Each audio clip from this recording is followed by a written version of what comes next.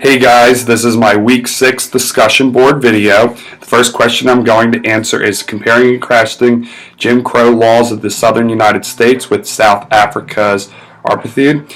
The similarities were fairly obvious in South Africa and in the United States. Citizens were grouped into races based more or less on skin color, and each race was allocated different schools, train cars, bus sections, swimming pools, dining facilities, and to some degree residential neighborhoods.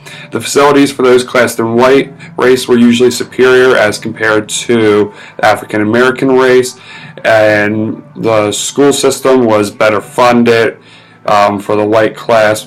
In each case, the racial caste system was preserved by outlawing marriages between the races. There were many differences between the two as well, as in America, the Jim Crow laws were not part of the Constitution, so it was easier and didn't have to significantly change the Constitution compared to South Africa. The second question I'm going to answer is provide an overview of the history of the disability rights movement, including where it's originated, goals and movements, and the different organizations involved in addressing disabilities in the U.S. today. The disability rights movement is a global movement to secure equal opportunities and equal rights for all people with disabilities. It's made up of organizations of disability activists around the world working together with similar goals and demands, such as accessibility and safety in transportation, architecture, the physical environment, equal opportunities and independent living, employment equality, education and housing, and freedom from non-discrimination, abuse, neglect, and other violations.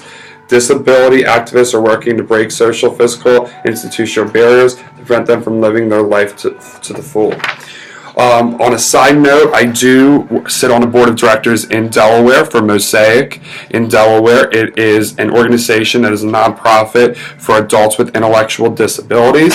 I did an internship with them and actually did a whole paper on the disability rights movement. When I did my internship, afterwards they offered me a seat on their board, and I've been there now 2 years on the board, and I love working with that group of individuals. They're so smart and caring, and you always have a great time working with them. The last question I'm going to answer for this week's discussion board is describe how you would feel and what you would do if the government did not recognize your marriage. This is a question that I feel is a very heavy topic, especially in today's society. I am a pro-believer in marriage and equality rights, that anybody can be married to who they would like to be married to.